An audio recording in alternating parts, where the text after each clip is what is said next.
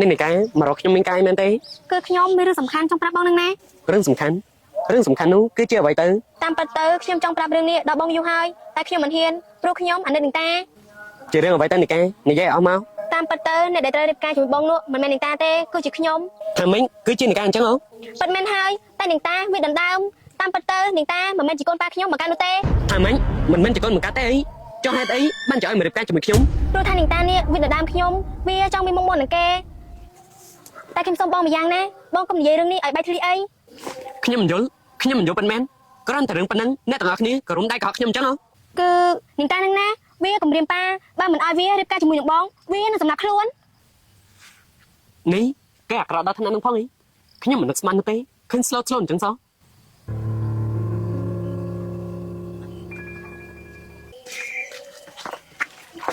នឹងមិនចង់បានខ្ញុំខ្លាំងណាស់មែនទេណែលោកនិយាយពីអីហ្នឹងខ្ញុំមិនយល់ទេ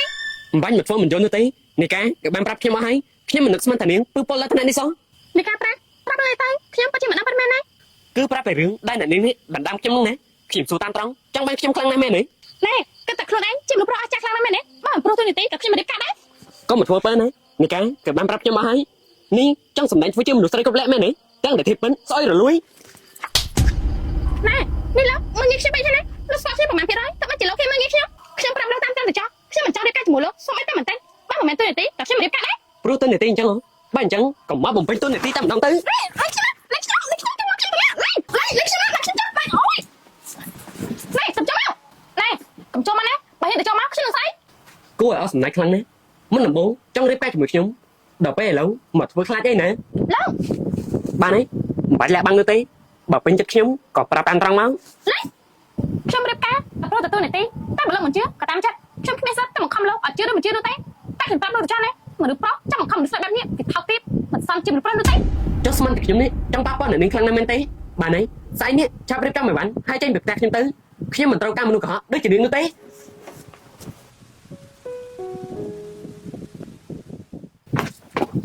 នេះរៀបចំឲ្យបានទៅហើយ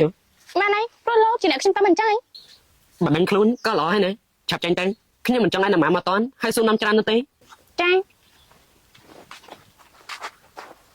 ខ្ញុំសមណាមនុស្សបោកប្រាស់ដូចជានាង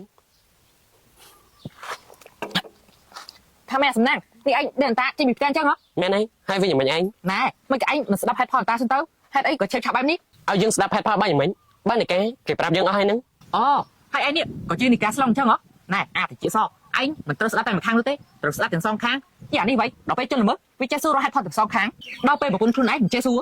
នេះឯងចង់បន្តយើងមែនទេបន្តយើងពេលនេះបានអីទៅបើយើងដេញតាមតបាត់ហើយហ្នឹងកូនសំណាងមកវិញឲ្យកូននៅត្រង់នេះទេអីម៉ាក់ជម្រាបសួរម៉ាក់ល្អហើយកូនកូនសំណាងនេះកូនតាគេតាណាបាត់ហើយតែគឺវាដេញអន្តាទៅផ្ទះវិញបាត់ហើយម៉ាក់ថាម៉េចដល់អញ្ចឹងកូនសំណាងមិនក៏កូនធ្វើអញ្ចឹងម៉ាក់ស្ដាប់ខ្ញុំសិនតាមពិតទៅកូនប្រសាម៉ាក់ពុតប្រកបមិនមែនជាតានោះទេតែគេជាអ្នកបន្លំខ្លួនអ្នកដែលត្រូវរៀបការជាមួយខ្ញុំនោះគឺជាការ